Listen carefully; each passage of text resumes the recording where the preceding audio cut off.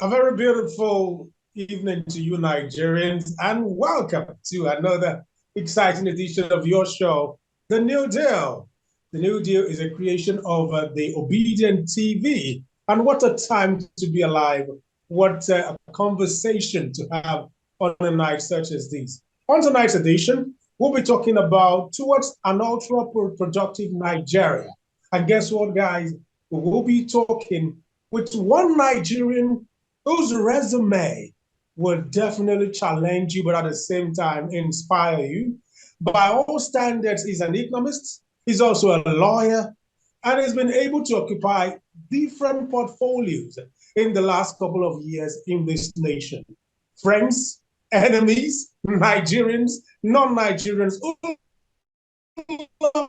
to have conversations. It's about time to introduce our guest to you tonight. But before we do that, let me let you know that my name hasn't changed. I'm still Waju Akin-Emmanuels, and I'll be your host on a night as beautiful as this.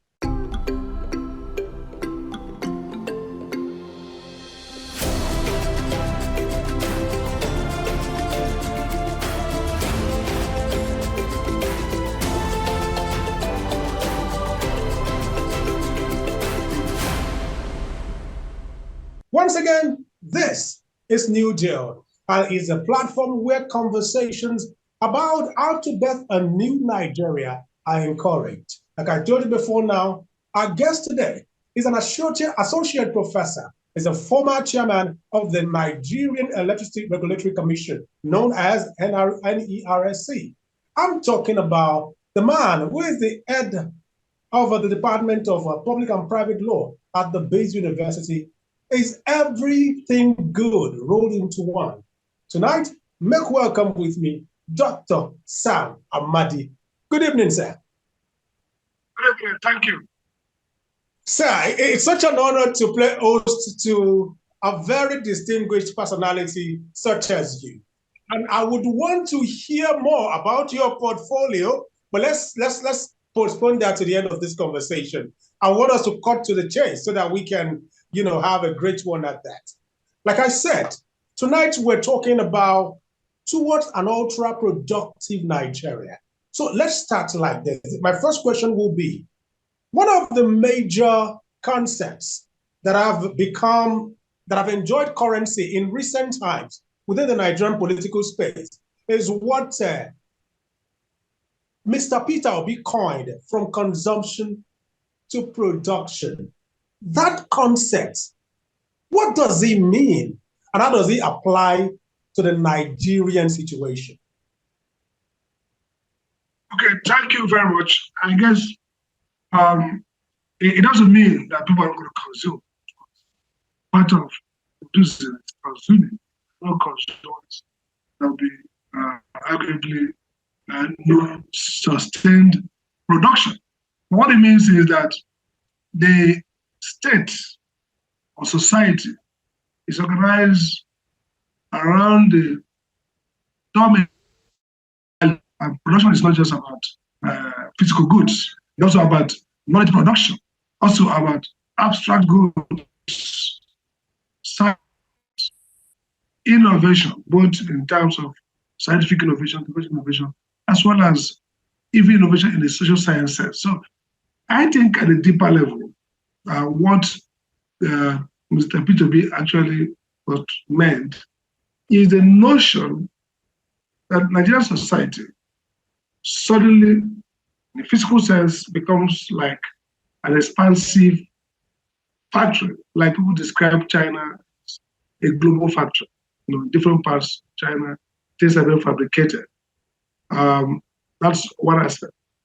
It's also a sense in which it sees Nigeria transition from a society where recognition is based on what we're able to consume. And by consumption, how much we extract, how much we coerce from the natural bounty, call it mineral resources, oil, and so on and so forth, and not how much we contribute. So he also talked about, in terms of, if you look in terms of the states in Nigeria, uninhabited territory. It looks like the pattern is that the states begging bombs everyone to do, get their territorial allocation. Now, move from consumption to production means that you are going to be a state that is competing with other states as to what size of the market are you controlling. So it's possible that the state in Nigeria will fight who is going to process palm oil, processed foods. Which state would be the net gainer of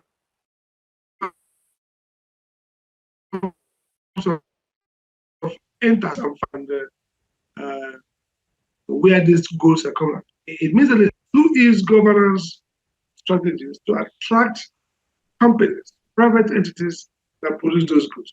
So it's a comprehensive idea of changing Nigeria fundamentally by changing both the organizing norms, the directive principle of state policy, the culture, the institutions that incentivize behavior, and the social habits of Nigerians, such that not just that we produce a lot, but we pride ourselves more as consumers.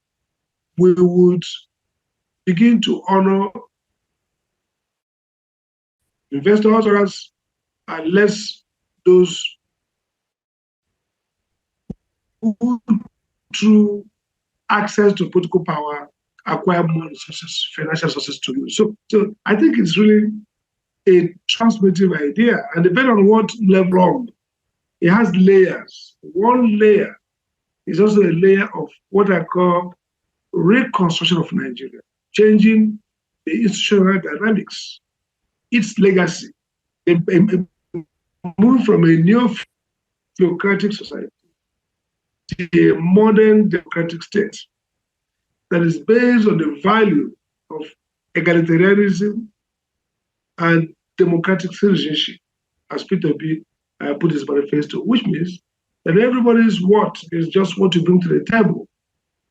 Nobody has privileges that are royalty or that are historic, conferred to you by birth, either because of your religion or your ethnic identity. But you are just valuable as part of this community, somebody who's making every effort to produce and exchange and earn a living. And therefore, we achieve the egalitarianism, the autonomy, and the equality that defines what today we call the market system, the free market system, where just like if you go to a mall, as long as the mall owner, the shop attendant cares, your essence is that you're a purchaser. You come there with your money, you buy a good. Every other person buys that good. So whether you are a royalty, a star, whatever you are, that transaction is colorblind, is identity blind. What the trading currency is the dollar or naira you're spending. As long as you can afford to pay for that service.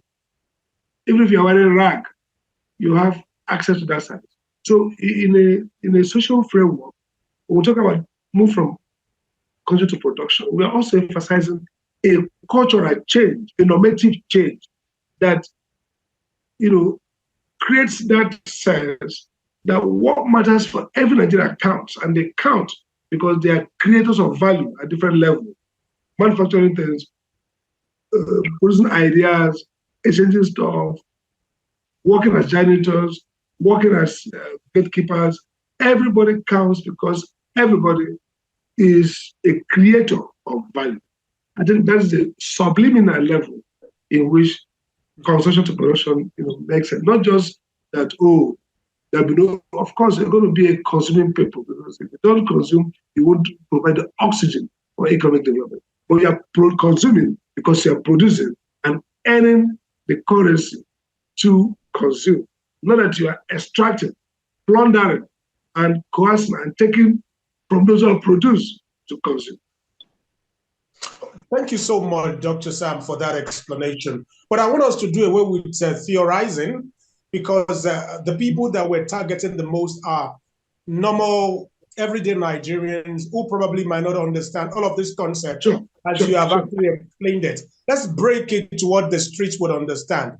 When Obi says consumption to production, in layman terms, in the language that people of the street would understand, what do you think that means?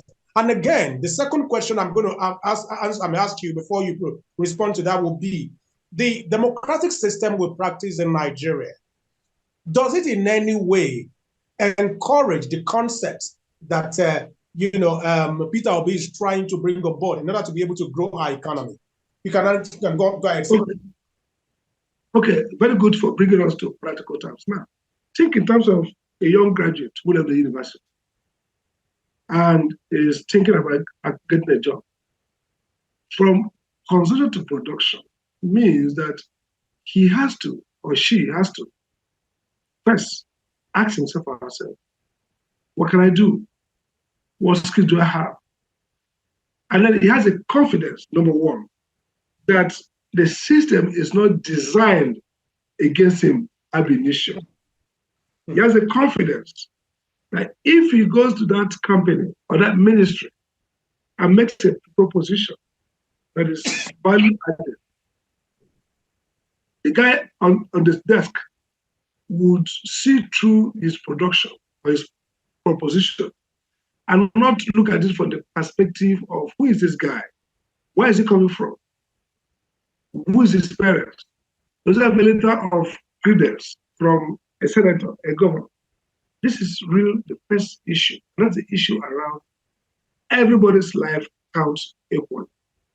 What the guy at the table is expected is what skills, abilities is this guy bringing to this company? And he sees that ability, he says this guy is qualified, this guy can deliver, and he hires him. On two ways, something changes. The guy who is going to the job has confidence and is not presumptive that because he is from Imo State or from Sokoto, or because his father's name happened to be a Taboa or an Obi from Anambra or an Ihedoha from Imo, he has a guarantee of job. So first, he has to prepare his mind that, look, I'm going to get this job because I'm going to be able to show them what I can do. That is one aspect of construction production. First, he's confident that the system is not rigged against him. Second, he is not presumptive that whether I know what to do the job or not, I get a job. He knows that he has to master this art of getting the thing done, not to get a job. Now, even so, as he gets a job based on his performance, his cousin, his sibling in the rural area, who's probably still in university, now gets the signal that really, if you get a job done, if you know what to do, you get a job. So he works hard. So you can see a spiral effect in even the quality of education. People will now intentionally know that they need to acquire skills, acquire competences, knowledge, because they cannot trade anything with privilege and prerogative. They will trade with what they can produce, what they can do, competence, capability. So it's going to have a sea change in how today many children, many of our undergrads, our children in the university have lost that competitive age. They're not thinking about how to study to know, to acquire competence, because they just know that, look, a short plug, do you have a short plug? I give you an example. My daughter got youth service, and she finished university, has got good service in Osho State. He said, Daddy, I want to go to Abuja. I don't know what to do about it. So he said, okay. I said, okay, if you go to the camp first, and then you make a case, maybe someone will, he keep asking me, Daddy, are you sure you have a short plug? Now, anyone talks about short plug, nobody thinks that competence can get the job done. People know that what you acquire, what you get in Nigeria is a matter of short plug, which means prerogative. You have somebody who will write a letter who make a call. Now, when you have that, how will you work hard to improve yourself? When we left university, you probably be thinking about how do I acquire more, how do I do my CV to look better, how do I prepare myself so that I will do a good job before the panel. Now you're thinking about, does my father know somebody in the central? That's one practical aspect. Look at another way is consultative production also means that people know where today unemployment is double digits. Okay. What that means is that people can't find jobs because the economy is not growing. The economy is not growing because states, the government at different levels are not entrepreneurial. They're not thinking about what do we do to increase capacity of production. Example, local government. I go to rural area. I said the rural part of Nigeria is a dead zone. People go to rural areas. They bring money from US, London, New York, Malaysia, Abuja, Lagos, and come for Christmas. I just came back from Christmas. You see big houses in the villages in Southeast, everywhere. You see people consuming parties, drinking. But the question is, how much of that resources, that money, came from economic transactions in the rural communities? Now, China's economic growth is because of the rural economy. The town village enterprises, that was the anchor for the economic development of China. So rural economy is not growing, but there's no incentive to go and create wealth because local government allocations used by the state governors, still most of it, I use a few of them to service clientelistic leadership in the rural area. And so people are migrating to the rural towns, very mad rush, not getting job in town, slums in town, criminality in town, drug addiction, hopelessness, and then this mass exodus out of Nigeria. What is driving it is the failure of economic development in rural areas.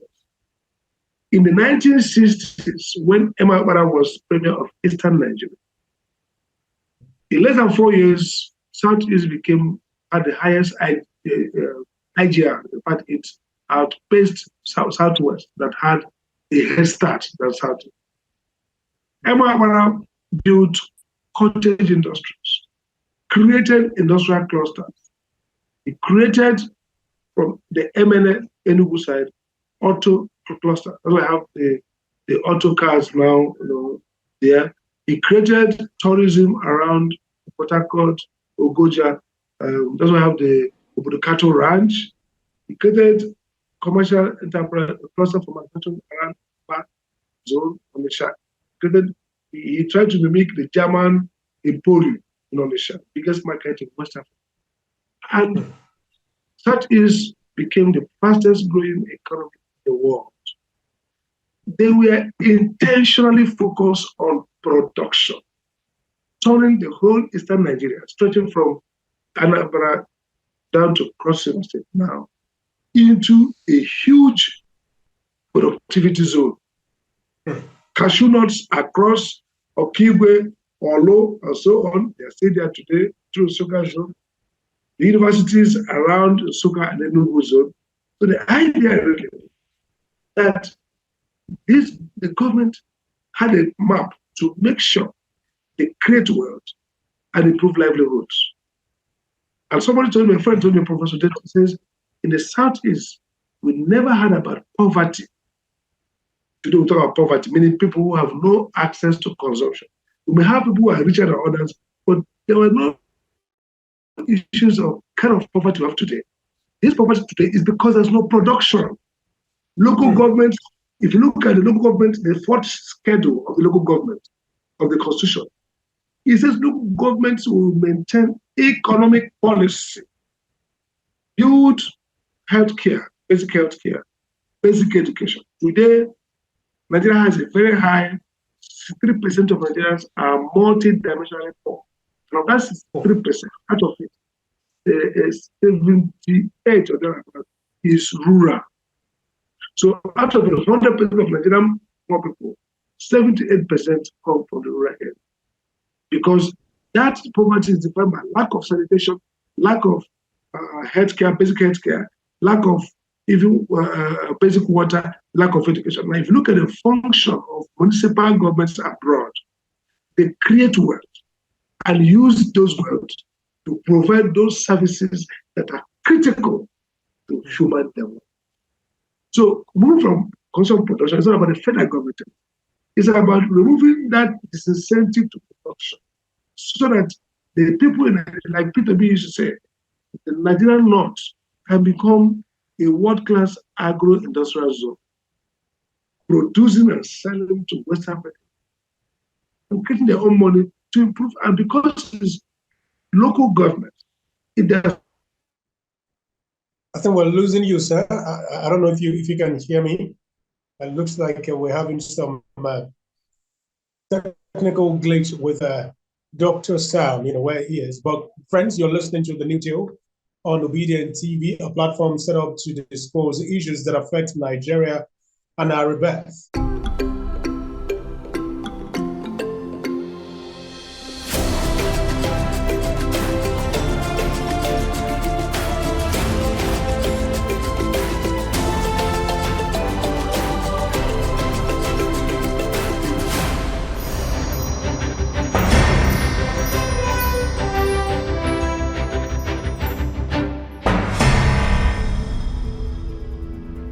I'm so happy to have you back, sir. Okay, so like I was trying to say, that if you look then at the local government, that was what I was talking about. So because the wealth is locally generated, there's greater accountability. There's a deepened democracy because the people can hold their leaders at local level accountable. They are creating economic activity. Those leaders are taxing them. They're paying local rates and taxes. And therefore, they can ask, what are you doing with our money? Because they have connection to local authority. Now, the way we are doing, because of the political economy in Nigeria, there are no local governance, no local accountability. Therefore, you wait for local allocation. How do the local people care about how much the federal government releases to state governments or local governments in Nigeria? They don't care about it because it has no direct, it didn't come from them. They don't know what it is. It's oil money. So the oil, the perverse incentive in oil windfall means that first, it leads to looting easily. Two, it gives political leaders the privilege to have resources without engaging the people.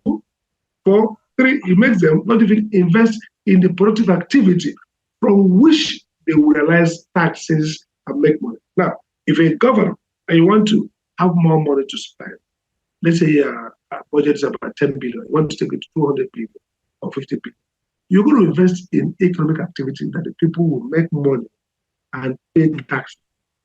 So in so doing, you expand wealth community through policies and education.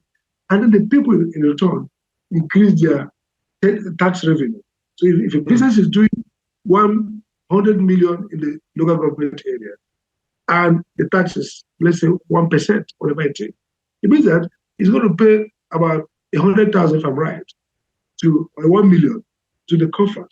Now, if you make it up to 500 million because of the growth of the economy, it's contributing now 5 million into the coffer. So the point is that cultural production means that the local government, local states and local, we have the resources to provide essential things that people want.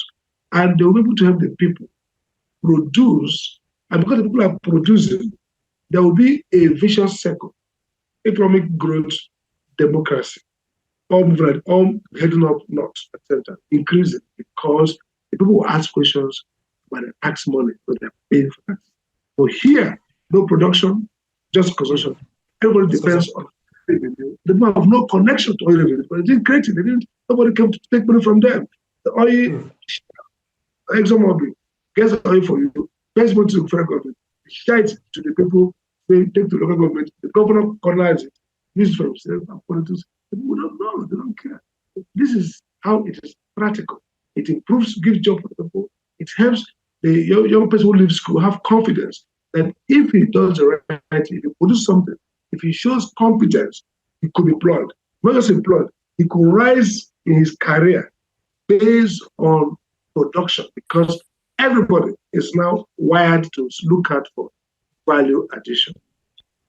Thank you, Dr. Sam. That was very, very expansive. I mean, the way you explained it, and I'm sure everyone that took a listen to you will have actually gotten one or two things.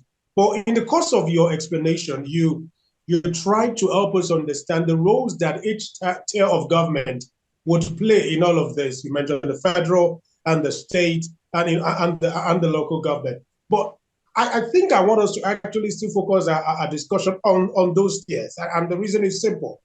Proud to what I call recent political dispensation, post-independence, Nigeria as a nation used to run what you could call a regional system of government, where every region grew at a pace based on what they are. They were able to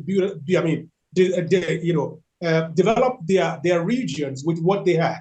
And since we got to this style of presidential system of government, we seem to have left that style, as it were. So it makes it very hard for state government to do things on their own without having to first and foremost recourse to the federal government. So if we have, for instance, let's say we have, for instance, a Peter Obi as the president, and with this idea of consumption to production, how does he get the National Assembly, particularly, or shall I say all the assemblies across the nation, to buy into this idea, knowing full well that it's possible that most of the people that will be, members of such assemblies might not necessarily be from his party. How will he be able to play the politics in such a way that they see into his vision and they can make that work for Nigeria so that we can have a Nigeria that we all can be proud of?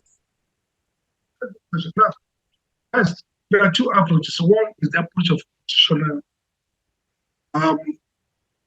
I think that if the beauty of presidential office is what we call the bullet pulpit, so it's what American presidents, particularly people like Eisenhower, FDR, probably have used very well, is the capacity for communication, the ability to articulate. So in discourse of leadership, we call it redefining leadership. Leaders are redefined. So what we talk about transformative leaders, transitional leaders, moral leaders, but what we call redefining leaders. They redefine the idea. They let people see a new concept. Now look, this is what we are failing is our structure. So if Peter is able, and I've seen him show that ability to really communicate the way that people feel for it, have a sense that look, we can actually expand this pie, we can actually have a more prosperous life, we can actually increase our abilities at local level to manage our businesses and live healthier lives. This does not involve changing our religion or culture. This just involves expanding our capacity. Look at Saudi Arabia. Look at Dubai. They are Islamic states, and they are at high level of economic, social, cultural goods. They are prosperous nations. So you can sell that message to everybody. Look, that the federal government is want to cede power to the states. This is not a case of taking from you. This is a case of saying, we are prepared to give you more powers to create more wealth and to help you with technical capability to be more prosperous. I think it's a message that can sell across party lines because it doesn't involve power aggrandizement. You see, in the history of constitutional power struggle, when a president wants to aggrandize power, it elicits pushback, fightback. When you are actually able to states, empower the local government and say, let's give you more powers to create economic wealth for themselves. We're not saying create and give to us. Let's assist you with technical skills. Let's even use granting aid to help you stimulate production. So, for example, today we share our statutory sharing formula. So if you tell the state governors, I want to give you more. If you produce more, you get more incentives. If you enter into a business with oil majors and create additional value from that business transaction, you get that benefit. You take less. What kind of, you pay us rent for the law says you are owner. It will settle. If you tell them, let's amend the law to suit your interests, they will like it. Now, the other issue is the North-South divide, the sense of northern states that are seemingly favored by the allocation formula, but who is seen as less efficient and capable to produce meats you can reconstruct. And Peter talks about the great value of land resources in northern Nigeria. You have to show them demo. So let's say the first 6 months, a federal state partnership in, say, Niger State produces value. People see that, look, this land, 200 or 300 hectares of land that has been put into this technology-enabled farming, and it's creating so much wealth. And the people in Niger State are living better lives. There's a sense of what you call vicious circle. People will sign up more. Middle class people will love the new wealth they have acquired. Part of the crisis is the crisis of poverty. When people see new wealth, they will embrace the new methodology and the new constitutional framework that enable them to get it. So Peter's strategy will be, first, great communication, showing people really, what a better world looks like. That does not involve truncating their religious or cultural lives, that enhances their capability to still do their culture and religion. Number two is to display win-win, show them the quick wins. This is how it will look like. This is really the benefit of this structural change. The third is this, look, even if you don't change the constitution, there's enough allowance in Nigerian constitution to start this transition from consumption to production. What has been missing is that the presidency has lacked the understanding. Those who have been there as people who are wedded into the new feudal order. They themselves are part of the rentier class. So basically, why are they going to come and change what works for them? Works for them. Works for them. I mean, so they consume and keep creaming off the better part of the deal for themselves, their friends, relatives, and so that. If they decide there's enough, the Nigerian constitutional structure does not militate against that. Three things. One, it allows states to produce. Every state can engage in any business with this land, but the state can issue executive order granting prior approval to any state that wants to use those resources in the state, whether it's land, mineral, for the common good. Just like they've done with Zamfara over the diamonds, the golds that Zamfara and Buhari said, okay, we help you, you get it, we'll pay you. Whatever you get, we'll take it and pay you. Two, the problem with the states is that they lack leadership. So the PW government can motivate them and provide them a template to really begin to, for example, agriculture, rural agriculture is a state affair. So the federal government. Cottage industry, there's no exclusion from any state government from involving in setting up business in cottage industry. If there's no exclusion for any state or local government from entering into partnership with foreign government and building an auto company, it can build a state, if it can build an auto company, export cars across the world. The innocent is a private person. So assuming that a government that is capable, that build a technology base, like Navy, for example, the government can enter into strategic partnership with those technologies in Anambra to actually build a company, be a shareholder, don't manage it. They do that, they pay you money, you divest whatever you want, and you have money for estate. You even create jobs. So this economic production is not just a state suddenly begins to make money. So the state enables citizens and private citizens and firms in those areas to create more and become richer. So I think that's enough that the Peter government can put, Peter has shown with Arabra too, that he has capacity to, walk around the problem, walk around political differences, walk around it, and nudge political actors towards seeing a win-win. They win. Win situation. They deliver on their project. The people are happy. They created more wealth. They increase IGR. They improve hospitals. The roads are better. People are happy. And so they win again. They win the election. So they lose nothing much. What they need, somebody needs to just turn, cognitive dissonance, cognitive, if you like, prospect. They're not seeing it. They're not seeing it. They're not seeing it. They're not seeing the prospect. They're not seeing the possibility. So the power of the presidency is to unlock that cognitive hurdle, cause people to have a shift in understanding and to see crisis that a consumption based economy has created, and of course the prospect that we have when we are all focused on adding value.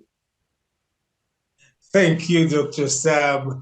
Listeners and viewers at home, we've been having a very, very interesting conversation with Dr. Sam Amadi. Like I told you, it's such very many personalities rolled into one. If I begin to talk about his different portfolios, we're not likely to finish that introduction today. But he's still on the show, and I'm going to be asking him a few questions now before we call it a wrap on tonight's show. Sir, you have spoken so brilliantly about how you believe that a serious president who has the interest of Nigerians at heart will be able to make sure that this particular concept you just explained can actually work. But let's bring it down to the people. For instance, in China, as it were, China is a nation that they have more than 70% of the population very, very well informed. And they might not necessarily have a university education, but they are informed enough to be able to produce. Now, talking about productivity in Nigeria, do you think we have Nigerians, based on what you have seen in terms of their education, in terms of their capacity, or what you could call vocational skills, do we have Nigerians who are smart enough to help drive this particular consumption to production agenda of Mr. Peter Obi? Of course, any day, if you walk to Nigerian city, you see young Nigerians, not even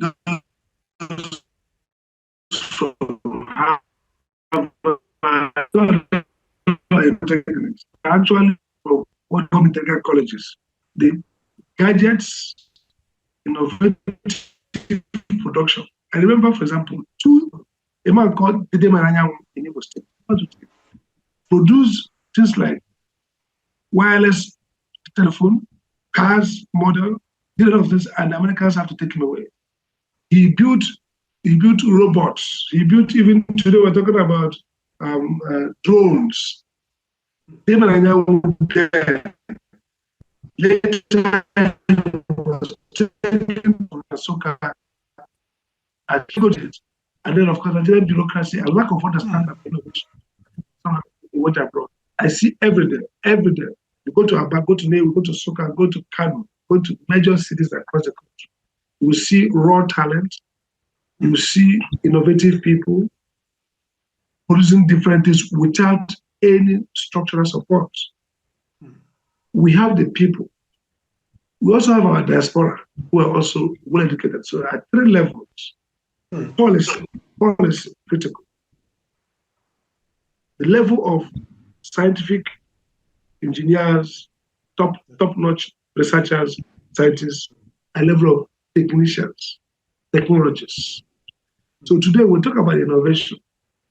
Innovation is not just invention, but different. Innovation is improving what exists, creating a new use for what exists. Today, we're talking to Zoom. the guys who created Zoom didn't invent Zoom. They didn't invent internet. But innovation is to use it as a communication platform to displace or reduce physical meetings. Innovation. Now, innovation thrives on some conditions. One of them is a system of law and order, where the predictability, a system of rule of law, where property rights are guaranteed, where people, back to issue of consumption and the moral, ethical dimension of productivity. People know that their lives count and that every person's life counts. People know that if they innovate something, they will get a reward for their labor. They will not be expropriated by a dictator. They will not be, pushed away because they came from a different ethnic group. In fact, even the Americans, even the foreigners, Ghanaians in Nigeria, they have assurance that this system will protect the integrity of their creative endeavor and will allow them to reap. They're also going to innovate in a system that's open enough and connected to the international market, so that whatever they're innovating can also get a larger, economic benefit from a global market. If you look at all these things, the real underlying software for this productivity, especially policy, government policy, the character of the government that is not obstructive, that is enabling, that is not expropriating, that is not using very archaic ideas of ethnicity or religion to deprive people, discourage them, and that is able to create a social order that is peaceful enough and fair and orderly. If you get this, you can see that Nigerians are innovative. And then the other thing you need, what they will call in the literature, entrepreneurial state. A state that itself is creative and thinking and telling citizens, come guys, you inventors, look at this market, look at this area. You can actually give them these local resources, and we have need to go this area. So the state, not just its experts, encourage them, facilitate them, show them values where they can compete, help them leverage on their competitive advantage, win in global market. That's really Taiwan gives an example. They have assembled, built the social ecosystem, enabled them to be the cutting edge of semiconductor. Look at bicycles, the top ones that people use for races, and most of the companies come from Taiwan. They have been able to target, create a cluster, create a hub around that kind of technology to see opportunity and cover the ground, create the technicians, the universities,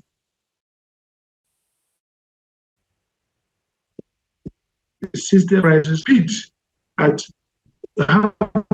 more competitive another part of Asia.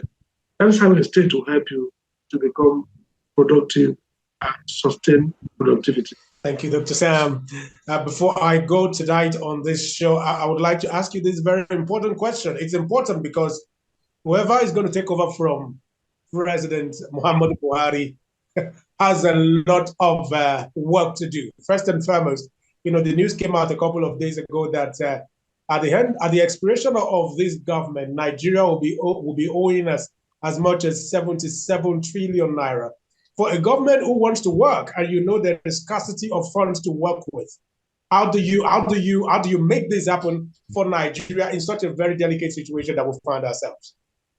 Very big question. First, you just have to first trust. You have to win the trust of Nigerians and the trust of the entire community. There are like the economy. Some economists are going to look. There are a lot more money, debt capital in Nigeria. There are challenges to activate those debt capital. Government do not have enough government funding, public funding to drive things forward. Government can unlock resources from private communities from, and then convert. There are many resources we don't have that can quickly convert into financing. Again, public, foreign investors and the community are not for Christmas, but look, they are willing to provide funding for grand development agenda once they see well thought out, driven by persons who are not going to succeed, driven by leadership that is developmental and not a leadership that is driven by convenience, rent-seeking, looking for what to extract, consumptive leadership that is really luxury, living a luxury.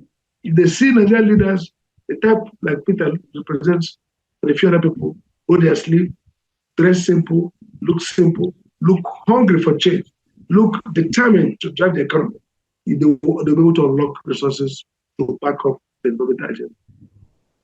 It's been a very enlightening session with you, Prof. And I don't really know how to thank you for coming on the show tonight, because you've been able to shed light on very many gray areas as it affects this concept by Mr. Peter Obi. But before you go, I have one very last question for you. As you go, just imagine that you were Peter Obi, and you were to hit the ground running as you became president. What would be your first set of ideas that you put into implementation in Nigeria? I think the first set of ideas were ideas around three things, I think. First, optics. Nigeria is a very corrupt nation. You have to first get people. They're not going to be saints, but people who inspire confidence in the integrity of governance, number one. People who inspire confidence in the integrity of government. Second thing I'm focused on, which is a low-hanging fruit, is to deal with those issues like police reform, culture of policing, policy of human rights, basic non-financial, with less financial involvement, but high in terms of solving a problem of impunity. We create trust by dealing with the issues around state-citizen relationship, policing, security, rule of law, access to justice, integration of assets, freedom of information. They don't require too much. So you can sort that out with good authority general, set it out properly, open society, accountable governance, reassure the citizens, and then the third now you now begin to redraw the issues around socio-economic management. And again, at the heart of it will be to refix the central bank, the economic policymaking institutions, so that not just very highly competent persons, but persons who are patriotic are at the head. And so you begin to lay out policies to respond to the fiscal crisis, the macroeconomic incoherence quickly, so that you signal to foreign investors. First, you have signal to citizens through law reform, through justice reforms. You signal to foreign international community through very coherent, market-related, but developmental-minded macroeconomic policy and fiscal policies, monetary policy support. I think those are the broad approach I would take, and maintain regular, strong communication with citizens, because they need to change minds and rouse hearts for the task ahead. Tough, but like the Igbos would say, Iba Yendanda, the people put together, they solve the problem. Doctor, I couldn't have asked for a better guest on tonight's show, and I've learned a lot, and it's just a privilege to actually play host to you tonight. Thank you so much for gracing us with your presence and for doing justice to all the questions posed at you. Thank you. Viewers at home, I'm sure you had a belly full of information coming from Dr. Sam Amadi. Like I told you, he's an associate professor and is the former chairman of the Nigerian Electricity Regulation Commission. Hopefully, maybe in the next couple of weeks, he'll come back, because we need to talk about power and the roles he played while he was the chairman of that particular commission. But for tonight's show, it's been an enjoyable one. I just want to say thank you again, sir, for really coming on the show. And I wish you a very blessed night and a more prosperous new year, even as we move ahead towards the polls. Thank you so much, sir, and you have a very great evening. Thank you. Appreciate. That's the size of our show tonight. It's been a very, very interesting package, and we just had a great time. I mean, I wish I could continue with the conversation because I'm sure that our guest tonight would still have a lot to say. And I decided to actually, continue with that conversation. It's the new deal. And what do we do on this platform? We make sure that conversations that surround a rebirth of our nation are encouraged. Tonight, we played those to Dr. Sam Amadi, and it's been a very interesting one. Let's do this again next week. Until then, my name is Waju Akin-Emmanuels, and I bid you a blissful night. God bless. We hope that come 2023, 25th February of 2023, we will have a Nigeria that we all can be proud of. God bless. Have a blissful night.